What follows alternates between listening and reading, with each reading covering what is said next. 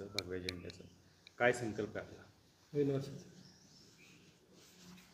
संकल्प एकच आहे की जी छत्रपती शिवाजी महाराजांचा जो विचार होता,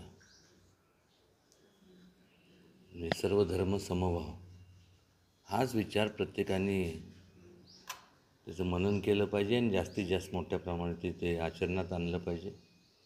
तरच या देशाची अखंडता, तरच हा देश जी संपूर्ण जगभरातली सगळ्यात मोठी लोकशाही म्हणून आपण ज्याचा उल्लेख करतो, आपला हा भारत देश, याला अखंड ठेवायचं असेल तर आपल्याला फक्त छत्रपती शिवाजी महाराजांचा जे विचार आहेत,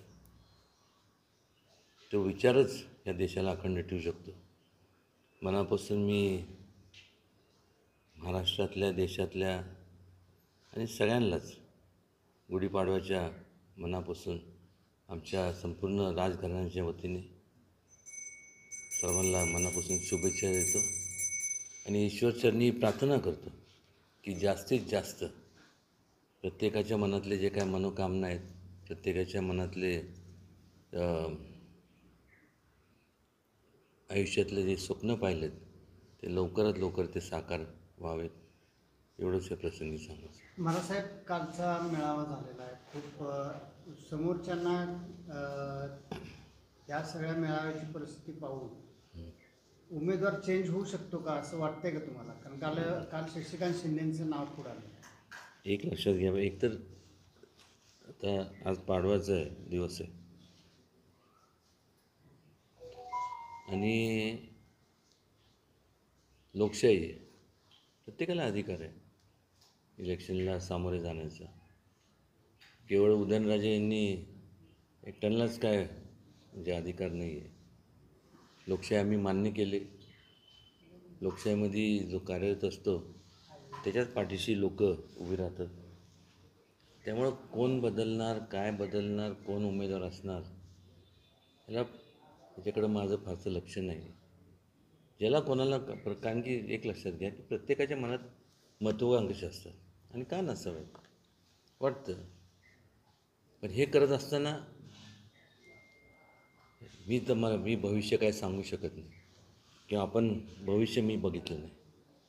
पण एखाद्याला आपण जेव्हा हे करत असतो, म्हणजे एखाद्याचं नावं ठेवणं सोपं असतं की हा तसा आहे, तो तसा आहे. वास्तविकरित्या मागं वळून मागचे एक 15 वर्ष, 20 वर्षाचा कालावधी, आज शेवटी सगळे जे इच्छुक आहेत त्यांचं काय 50च्या वरच तर आहेतच.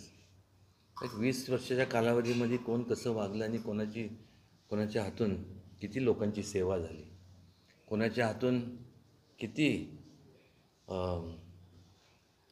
लोकांचं नुकसान झालं, हे सुद्धा लोकांनी, खास करून लोकशाहीतले जे तुम्ही सर्व जे राजे आहात, तुम्ही तपासून घेतलं पाहिजे. मी तर उघड बोलत असतो की माझ्या संपूर्ण आजपर्यंतच्या सामाजिक कार्यामध्ये किंवा सामाजिक जीवनात मी राजकारण कधी केलं नाही. पण हित पाहिलं फक्त सर्वसामान्य लोकांचं. अनेक लोकांनी जे काय केलं आहे त्यांना त्यांचा जाब विचारणार. काल बघत होतो ते कुठले ते मुंबईची काय कमिटी कसली, ते मार्केट कमिटी. आता ते माझं तर प्रामाणिक मत आहे की लोकांनी, समजा मी जर काय चुकीचं केलं असेल, मी एखादा स्कॅम केला असेल किंवा फ्रॉड केला असेल, तर कायद्याच्या अपेक्षा कोण वर नाही आहे. जे लोक इच्छुक आहेत त्यांनी स्वतःचं आत्मपरीक्षण केलं पाहिजे आणि मग लोकांच्या समोर आपण गेलं पाहिजे.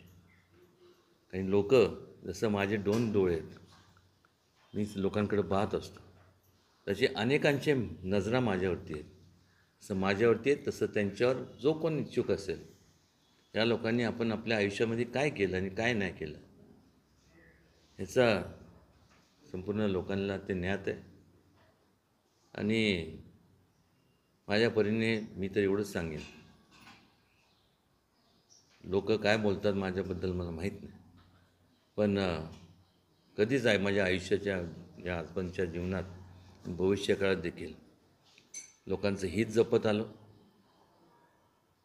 कधीही अशा माझ्या हातून किंवा माझ्या कृत्यातनं असं कधीच असं झालं नाही की कुठल्याही प्रकारचं लोकांचं माझ्या हातून नुकसान झालं.